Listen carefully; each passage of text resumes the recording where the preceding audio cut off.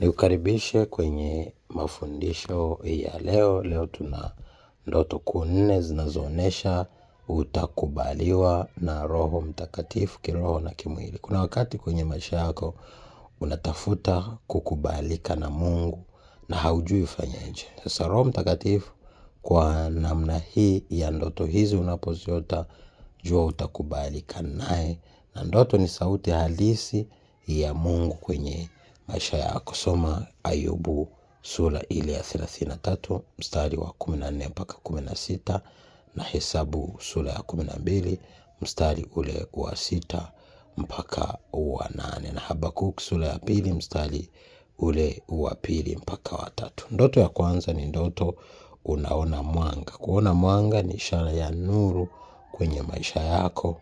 Lakini pia ndoto ya pili unaona njiwa. Njiwa ni ishara ya Roho Mtakatifu.